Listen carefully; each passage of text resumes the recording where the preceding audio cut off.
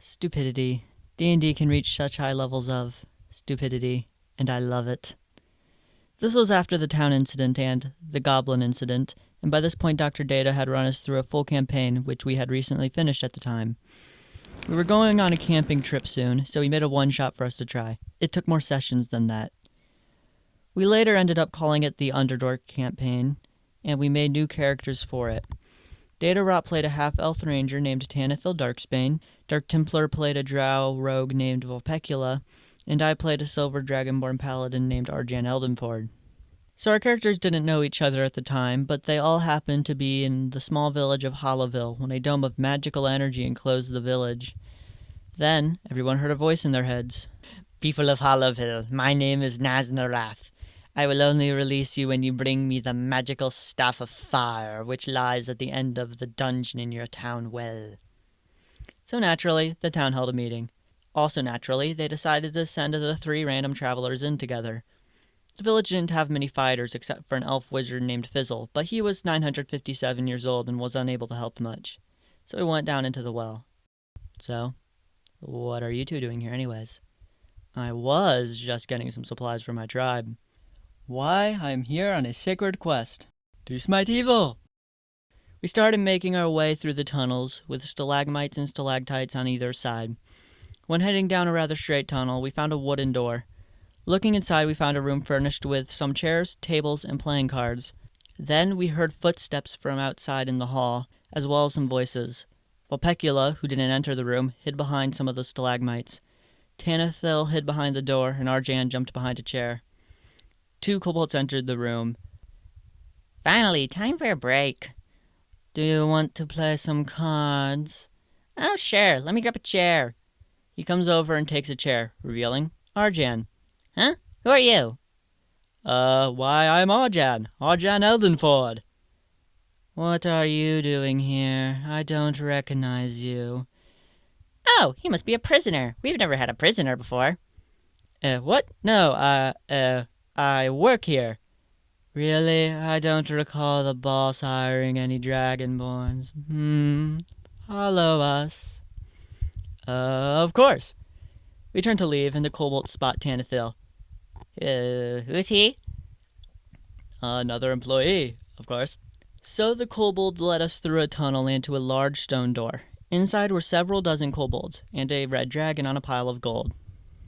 "Hey, Rexton, we found these 2 in the halls, and they claim to work here." Cool, dude. They're here for a job." Yes, I suppose for a little bit." Suddenly, the ground shakes as we hear an explosion. "Oh yeah, dude. Could you go check out what's making those loud noises? It's been happening for a while." "Why, of course." So we leave and keep going down the caves. Eventually, we reach a waterfall and make our way down some steep stairs to the 2nd level of the dungeon. We explore for a bit and soon come across a very strange room of sorts. In the room, we saw a lich, although the lich looked rather strange.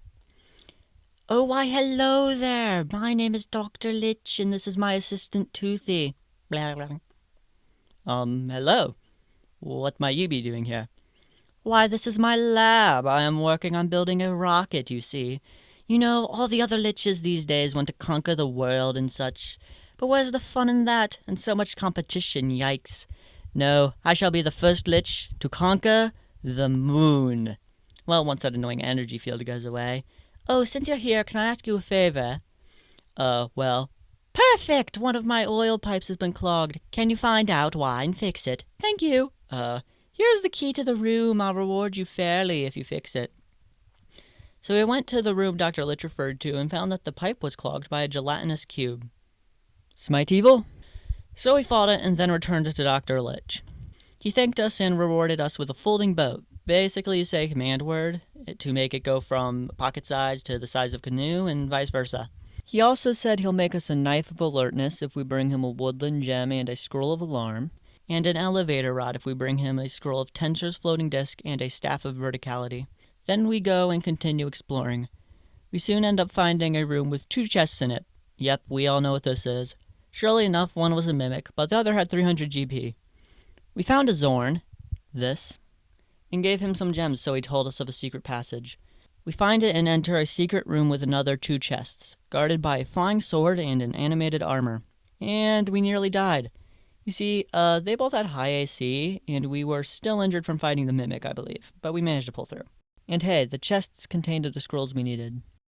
Next, we found an old crypt inhabited by a Nothic named Nazazal.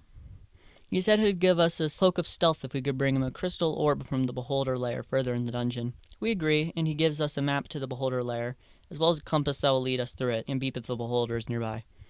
We would want to avoid the Beholder because they are Challenge 13. We sail to the next level of the dungeon and come upon a blacksmith shop run by a dwarf named Rox. Something in particular in the shop catches Arjan's eye, an axe of bellowing which makes the wielder's voice 3 times louder.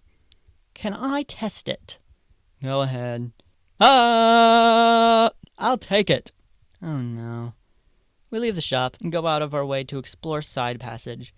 At the end, we find a chamber with a single chest on a pedestal, light shining from it, but it was guarded by 2 spined devils. Hey, who are you? Why, I'm Arjan Eldenford.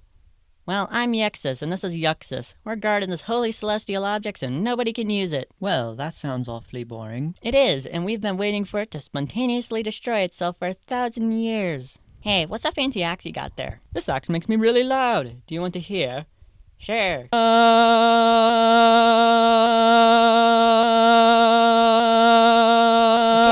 stop. That is loud. Wait, why'd it stop glowing? It's gone. That must mean it must have spontaneously destroyed itself. Whoa! Aha! The item in the chest was a healing item that Dr. Data called the Stone of Sages. Yes, perhaps a reference to a particular RPG something. Soon, when going down an innocent-seeming passageway... Ah yes, finally! I have gotten myself a team! What now? I am Swapbeep. I've, been trying to get a Pokemon team to finally beat that jerk-faced Squawkbeep. Pokemon? Oh yes, some game from the future Dr. Lich gave us. Now everyone's obsessed with it. So, I'd like you to beat Squawkbeep's team for me in the arena, if you wouldn't mind. I do mind. Oh, right. Forgot to mention you don't have a choice in the matter. Silly of me to ask, then. I'll let you go if you win. So Swapbeep takes our party into a Mind Flayer colony, and we wait for a time. Then...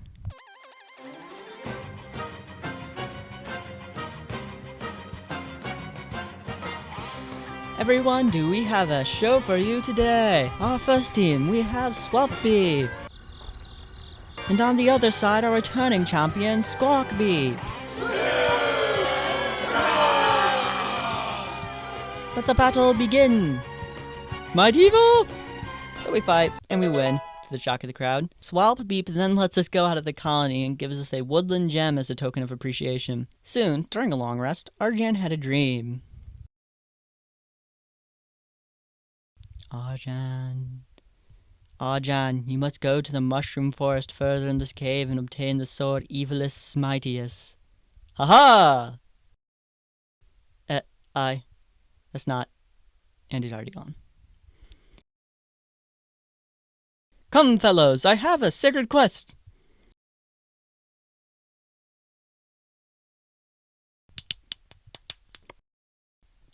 Once at the 4th level of the dungeon, Arjan and the party do a trial to obtain the sword.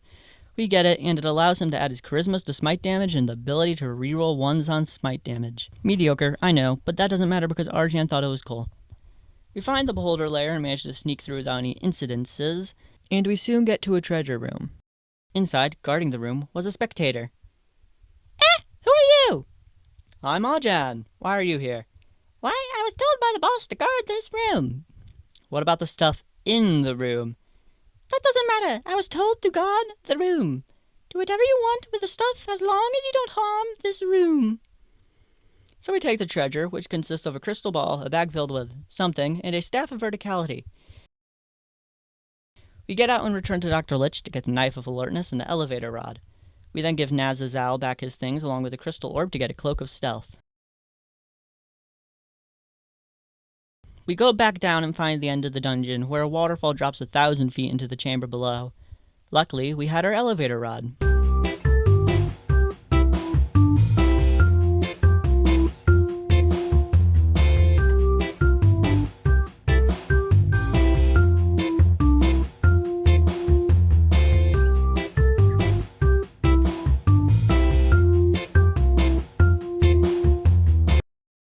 At the bottom is a small island in the middle of a massive underground lake.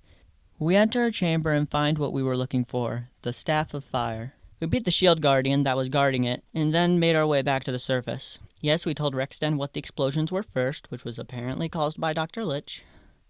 When we arrived at the surface, the evil wizard Naznarath teleported right into the middle of town. Wahahaha! About time, fools! Now give me the staff! Excuse me, Sir Nazarath. What is it, old man? Why, you seem like quite a talented young wizard yourself, don't you? Why, of course. Then I'm sure you've heard of a spell called Glyph of Warding. Yes, you can pre-prepare a spell in it that will activate once triggered. A spell such as a portal to the elemental plane of fire, for example. How'd you know where he'd appear? I just assumed he'd show up in the exact center of town. I've had everyone avoiding that spot all day. Now,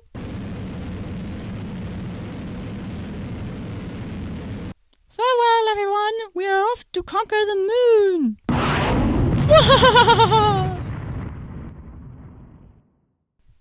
Good for him.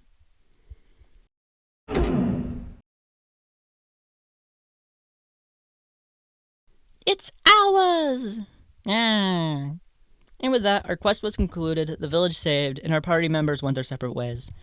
Although sometime later, the Staff of Fire, which was being kept in the mayor's house, mysteriously disappeared. What happened to it? I know, but you don't. Actually, we do. Well, I wasn't referring to you guys.